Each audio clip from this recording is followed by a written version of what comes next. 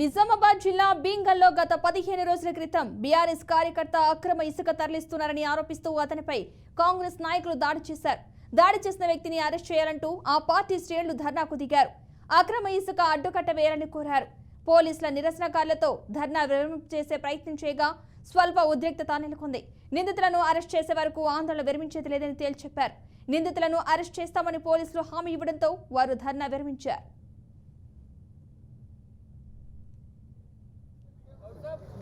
కాంగ్రెస్ కార్యకర్తలు నాయకులు అక్రమంగా తరలిస్తున్న ఇసుకను అరికట్టాలని గతంలో లోకల్లో ఉన్న సిఐ గారికి, భీమ్గల్ ఎంఆర్ఓ గారికి, ఆర్మూర్ ఏసీపీ గారికి, ఆర్డీఓ గారికి, సిపి గారికి, కలెక్టర్ గారికి విన్నవించినా కానీ కాంగ్రెస్ నాయకుల అక్రమ ఇసుక రవాణా అరికట్టలేకపోయిండ్రు.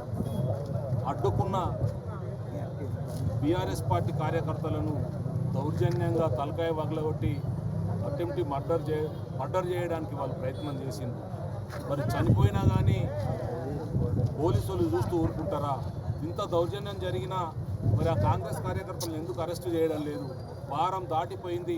మరి నెత్తి వలిగి ఆ కార్యకర్త హాస్పిటల్లో ఉంటే మరి పబ్లిక్ హాస్పిటల్ కొల్లగొడుతున్న ఈ ఇసుక మాఫియాను, కాంగ్రెస్ గుండాలను ఈ గవర్నమెంట్ ఎందుకు అరెస్టు చేస్తా లేదని ఈ భీమ్గల్ మండల కేంద్రంలో ప్రజలు ప్లస్ బీఆర్ఎస్ పార్టీ కార్యకర్తలు ధర్నా చేయడం జరుగుతుంది.